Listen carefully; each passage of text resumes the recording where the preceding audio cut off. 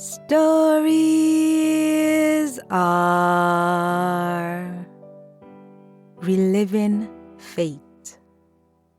My name is Osademebi, and every week I will tell you a short story written by a Nigerian writer or author.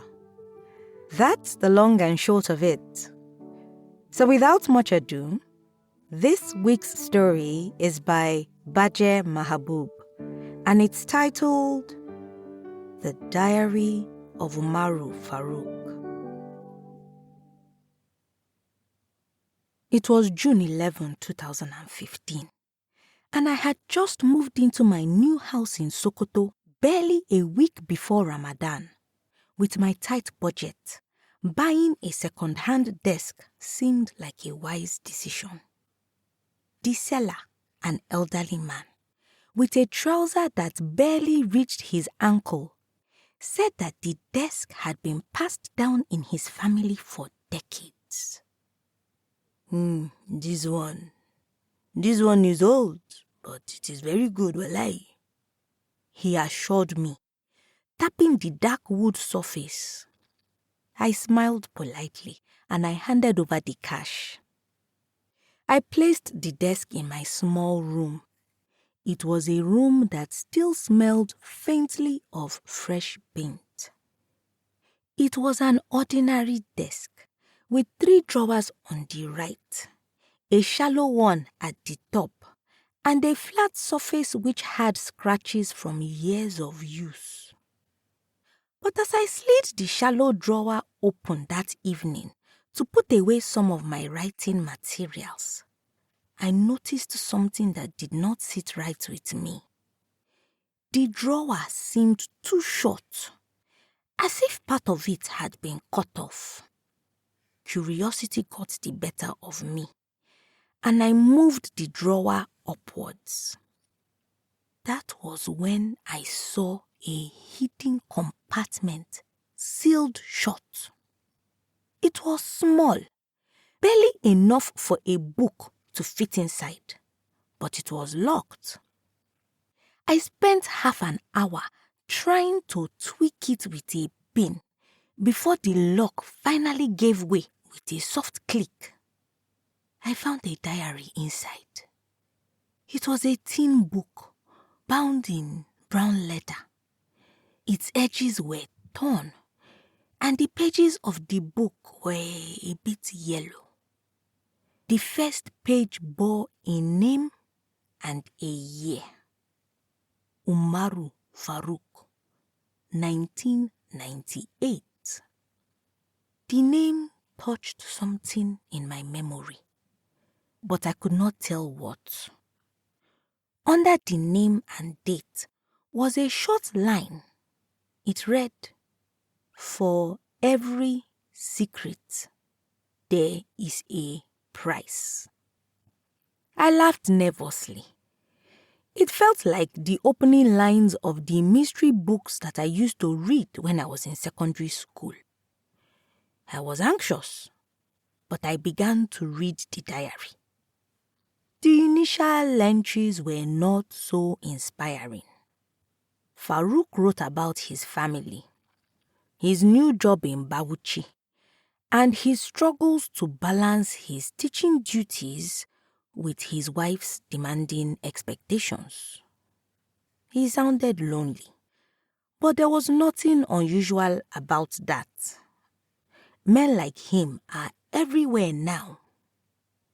Halfway through the diary, I stumbled upon an entry that shocked me. March 3, 1998. Today, I moved into a new house. It feels somehow calling it my own, but the landlord had insisted that the agreement make me the sole tenant. It is a small room with an old wall that peels, but it is mine. I bought a second-hand desk to make the room feel more like a workspace. The seller had said that it has been passed down in his family for years. I wonder why though? I stared at this particular page. It mirrored exactly what I had just done, down to the detail of the desk. I started getting scared, but I brushed it off. I took it as a coincidence, and I thought nothing more of it. But day after day, I read Faruk's diary entries, and each one seemed to reflect my life. He described the neighbor who talked too much, and how she warned him not to stay too late at night. He talked about the endless NEPA palaver, which left him sweating in the darkness. It was bizarre, but day after day, I could not stop reading. One night, as I lay on my bed with the diary placed on my chest, I reached an entry that created another fear in me. March 17, 1998. I feel someone is watching me in this house. Last night, I heard footsteps outside my window. When I checked through the curtains, there was no one there. It may just be my imagination, but I cannot stop feeling like I am not alone in this house. I closed the diary immediately. It was outrageous. I was not a superstitious person, but Faruk's words had planted fear in me. I quickly looked out my window, which faced the backyard. The curtains were drawn, and it did not feel like someone was there.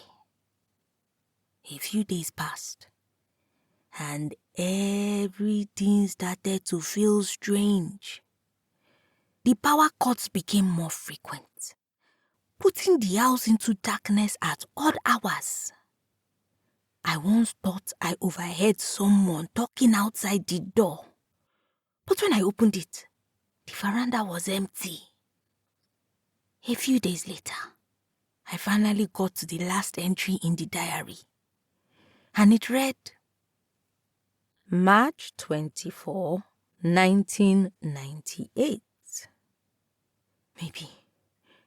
Maybe I am becoming mad because I hear things like footsteps and noises at the door of my room when nobody is home. Today I found my diary on top of my bed again, even though I was sure I left it on top of the desk the night before.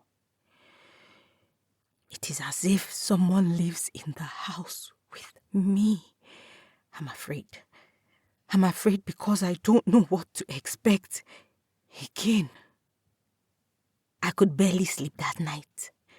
I was so afraid I nearly screamed when the fan made a noise when NEPA brought the lights that night.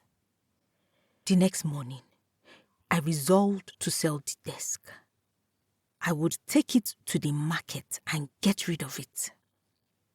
As I emptied the drawer, I found something that made my heartbeat quicken.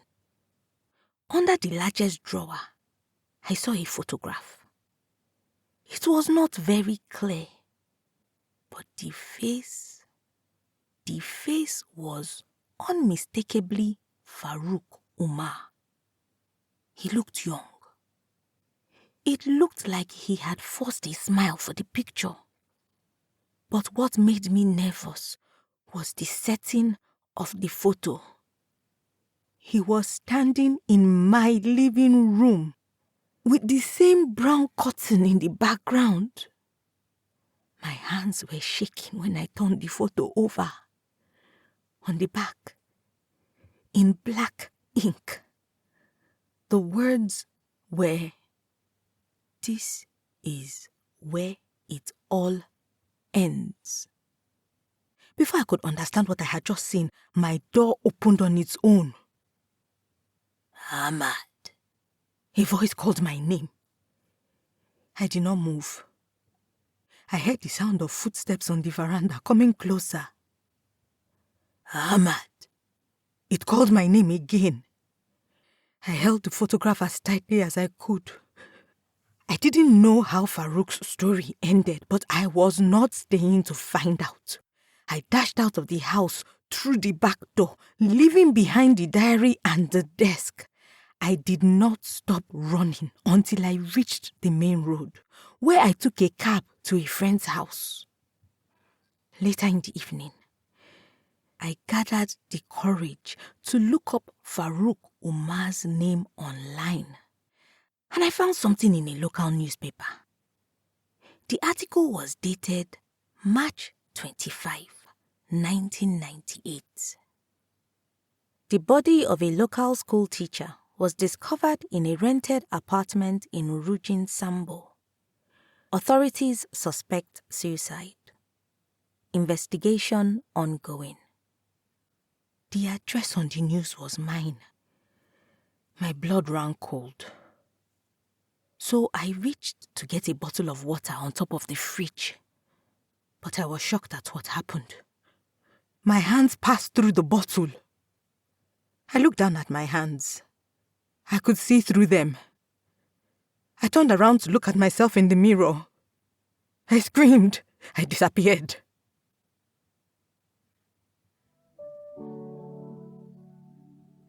Bajeh Mahaboob is a writer whose work titled The Diary of Umaru Faruk got published in the Kalahari Review magazine. He resides in Okene, Kogi State. As at the time of this episode release, he is a final year student of linguistics at the Usmanu Danfodio University, Sokoto.